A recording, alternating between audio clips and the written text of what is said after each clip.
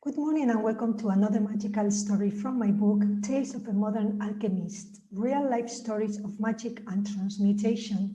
In May of last year, 2020, I was revising the latest entries to my diary, and I came across some notes from the Pleiadians. From the website, pleiadianlight.net, a criteria for you. They said that feelings are access points to go beyond time and space. Drama distracts people from finding where the energy is stuck. Stuck energy is frozen, crystallized emotions. The numbness that people feel is because they are disconnected, very much like a phone line with loads of static noise. I used to call this noise background noise, and it's what I always say. You talk, but people don't hear your words. What people hear is the blurriness created by that background noise, created by unresolved emotions, pushed to the back like a hazy background, coloring your communication, your expression, how you want to present yourself in the outside world.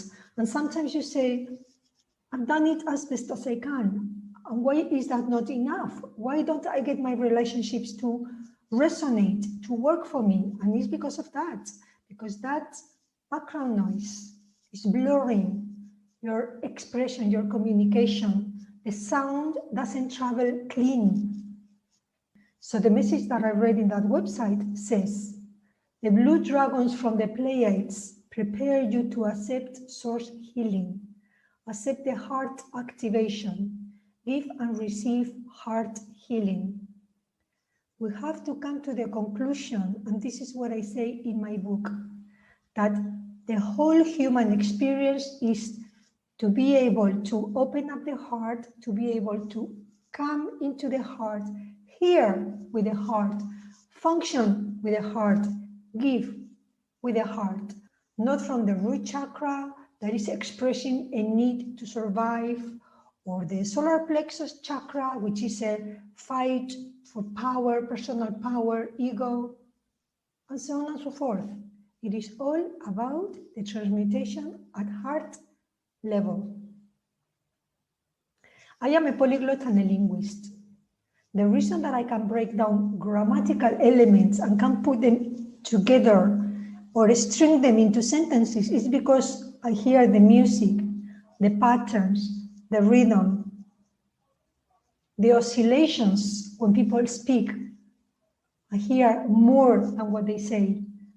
I hear behind of the words they are saying, the energy component of the message. This is how I pick up the universal messages and translate them. It is not the specific physical words, it's the message, the general energy contained, the quality and quantity of the energy contained within a pulse. I always wanted to be a dancer. That's the way I express these energies that come into my body. It's for my own healing. I can copy any steps and I can flow with any movement. Languages and music are for me linked in my mind, in my body, and in my feeling center. For me, a language is a frequency, an oscillation or pulse with specific qualities, with a specific form. The meanings are the same, it's the form that is expressed different. Sometimes we love a language and we don't know why. Another time we hate a language and we don't know why either. And for me, this is because there is a resonance. That's to say, there is a compatible vibrational pattern within that language or segment of frequencies that we can recognize or we can identify with.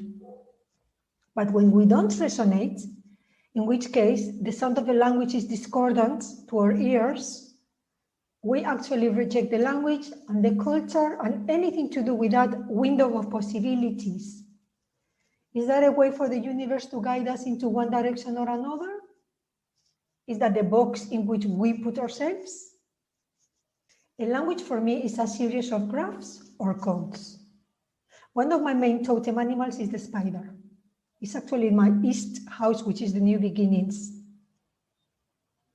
I see myself weaving energies and meanings into strings of sounds coded in a specific manner. So I get the string as a bulk, I redefine it, translate it, or give it physical interpretation with words. So I decode it. Then I put it together in ways that I think people are going to get it or understand it, depending on the levels, like when you are at school, depending on the levels of evolution. And then I recode it in posts with colors and music and videos, in articles, a little bit shorter, a little bit longer, in books, which are like stories over a period of time. Different layers. In the future, courses, workshops, webinars, this kind of thing.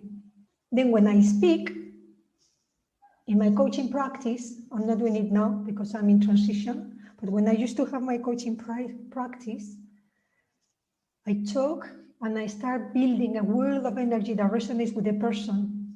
So the person fixes herself or himself within that world, and suddenly something comes clear. And then as my world of energy raises their energy, they pinpoint something that is relevant to them. Then we follow the string and they start resolving it in their own heart with the energy background that I give them, with the ocean, with the context, energetic context that I give them. And normally there is a moment of crying. That's what I always say. A therapist's best friend is a pack of tissues. Because at the moment of shifting or releasing that old pattern that is blocking them, there is a release. Normally is felt as tears or shown as tears. But this is why I always say tears are good, because they cleanse your soul. But the Native Americans call the spider's web the original alphabet. And it's only when I understood that my new beginnings must always be based on languages, alphabet, glyphs, codes, letters, orthography in general, that I started to build a strong foundation, which I have built so far. But we also know that the human DNA is the original language from which all the other languages developed to express the blueprint that is already there, the electromagnetic fields. So when I write, I enjoy building languages, programs, or books. I create presentations, videos, articles. According to my guides, I was an energy engineer in Atlantis. And maybe that's why when I was little, I never played with dolls. I was always constructing and building. And now I construct and build with the technology that we have available, programs and systems and visual plus letters plus messages. But I always have to be building progressively from zero to advanced. I don't like doing patches of individual items. It has to be a work that can shift you, reader or person who are watching this video, that can shift you, my friends, from zero to the necessary steps to progress in the chain of evolution, spiritual evolution. So when I speak, I fine tune or bring other people's energies into line. I kind of correct or harmonize them, and I create a current of energy that sweeps them into balance. That's why sometimes you may find that my voice is husky and broken, but it puts you in some kind of zone. It's kind of drony. And that gets at heart level, it gets you into that kind of healing space. It's a little bit alluring. And I have a snake in my spiritual totem house as well. And that's like mesmerizing, alluring, it grabs your attention. Apparently this gift comes from a previous life as an Egyptian high priestess, where I used to calibrate people's organs when they came for healing. And I used to do this with the focus of my intention and the power of my thoughts. And apparently I didn't just calibrate organs and health, I calibrated buildings and pyramids perhaps, I don't know. But in that sense, I see healing as putting energies in order, calibrating people's energies. There is a logical order for me. I know when people are in order or in chaos. I pick it up and I rephrase it and I translate it. And chaos for me is not acceptable because it's a choice. You can always go back into your heart and be still. And in that stillness, you are balanced. And in that balance, you can be balanced within the chaos. I accept not mess in the house. People have to organize their things. I have to see things in their place. Otherwise, I can't think. But then again, I have been looking into these subjects for 25 years now. I have been working on my gifts for all this amount of time. And I know for sure that you, my fellow alchemist, who is reading this book or listening to this video, can also use the intensity of your own focus and the power of your own thoughts to bring forth your own personal gifts and to create a dynamic, multidimensional life of color that will dislodge your present entrenchments. Why do I know? You may ask. I came from the future to help humanity at this time, and I am not the only one. There are loads of star people and walk-ins like me that bring hope to the planet by expanding the love and the light exponentially with their gift. And that's why I can't or won't stop doing this work of building consciousness. And as soon as you realize that you are an alchemist too, neither will you stop, because this work commands you from the heart center. It's a calling and it's a passion, and it becomes your one and single focus in life. And you realize that the reason is because this is what we came here to do.